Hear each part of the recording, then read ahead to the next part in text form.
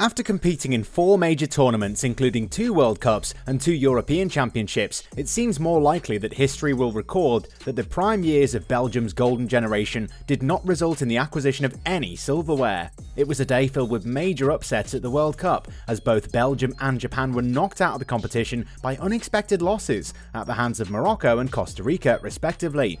On Sunday, Morocco pulled off yet another upset at the World Cup, and this time it was Belgium's aging golden generation that was on the receiving end. Morocco won its first World Cup match since 1998, and its third ever, securing a sensational 2-0 victory over heavyweight Belgium to ensure that it can still qualify for the knockout stage for the second time in its history. This victory ensured. Hello and welcome to Goalside. In today's video, we'll discuss why Belgium's golden generation failed. Make sure to stick around to the end of this video. If you like it, don't forget to give it a thumbs up, subscribe to the channel, and turn on the post notifications. So let's not waste any more time and dive right into the video. While admitting that Saturday was Belgium's biggest chance at winning the World Cup, Eden Hazard insisted that they still had the talent and experience to take home the trophy from Qatar. Even though several of the much-touted golden generation are now in their 30s, Belgium is ranked second in the world and placed third at the 2018 tournament held in Russia. At the press conference before Sunday's match between Belgium and Morocco, 31-year-old Eden Hazard admitted that he thinks they had a better chance of winning 4 years ago. "We still have what it takes to win games and finished first in the league, despite the fact that we were a far better club 4 years ago. Although our goalkeepers are getting on in years, we have a wealth of expertise between the posts and the top goalkeeper in the world in Thibaut Courtois. For the time being, our central midfield is considered among the best in the world. Our strikers can score goals. We're in a position to win, and that's all that's stopping us is our own mindset and motivation, I think. If we are in top form, Belgium can win the World Cup. Things will be challenging if we are not." The Real Madrid forward said he wasn't too worried about Belgium's difficulties in their opening Group F match against Canada, which they won 1-0, but he still urged the team to play fearlessly. His rationale was that, in the first game, players tend to play with fear and not always want the ball. We need to put that behind us and move forward. We have to stop being afraid of dribbling the ball and start playing the deadly pass. That was the one thing the original game lacked. Despite not being able to reproduce the form he demonstrated while playing for Chelsea after transferring to Spain in 2019, Hazard has maintained that he is able to brush off criticism surrounding his performances. He said, "Criticism has always existed. It's important to cite this phrase. People will always find something to criticize, no matter how well you play. I just try to focus on doing my best for my country on the field, and I assure you that I will make every effort to achieve my goals." Belgium's Roberto Martinez was confident despite his team's poor showing, explaining that they had little time to prepare for the tournament in Qatar.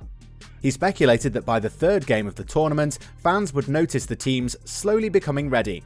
A World Cup coach once said, "Rather than having that preparation for a World Cup, for a major tournament where you have 3 friendlies and have 4 weeks to get everybody in the optimal condition, teams now have to get ready while they are in the tournament, and that's dangerous because it can cost you points. Instead of having 3 friendlies and 4 weeks to have everyone in peak shape before a major competition like the World Cup, the author suggests having only 2 friendly and 2 weeks.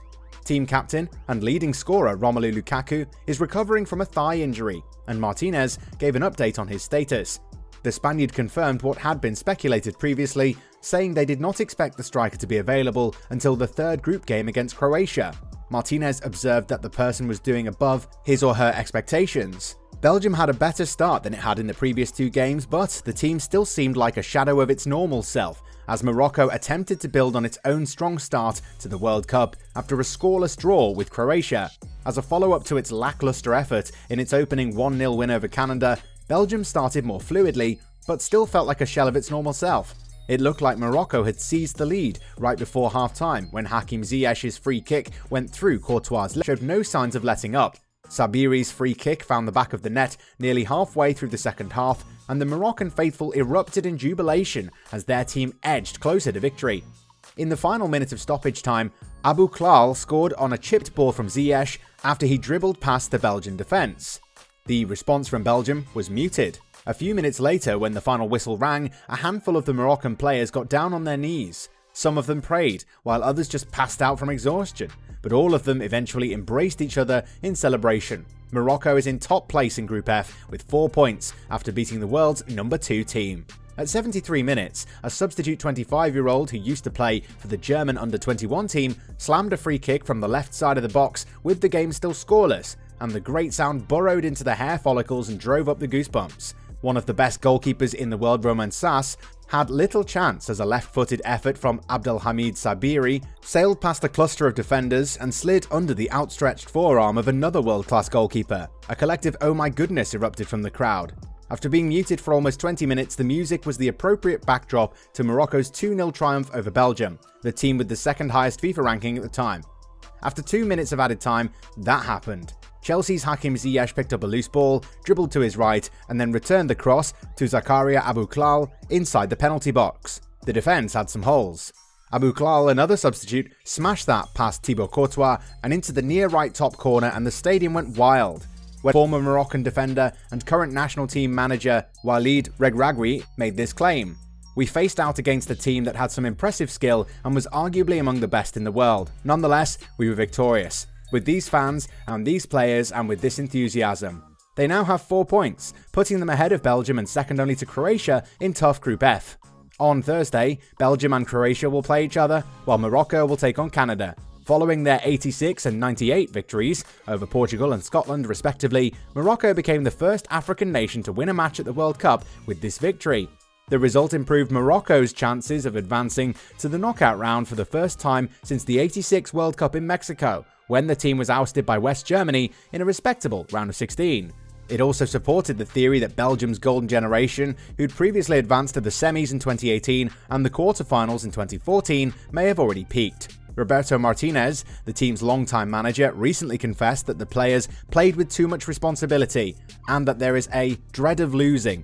Martinez agreed, saying, "I think it's fair to say that we are not at our best. Our group must seek out such liberation and self-expression." Comments came on the same weekend that the article was published. De Bruyne was cited as saying, "I think our chance was 2018 during the interview. Our team is formidable, but getting on in years. Some key members of the team have left. There are some talented newcomers on the horizon, but they can't match up to our current roster just yet. To me, it's clear that we're on the outside looking in." Do you agree that Morocco's victory over Belgium was a major upset? Tell us in the comments. Also, don't forget to like and subscribe. See you soon with the next video. Thank you so much for watching.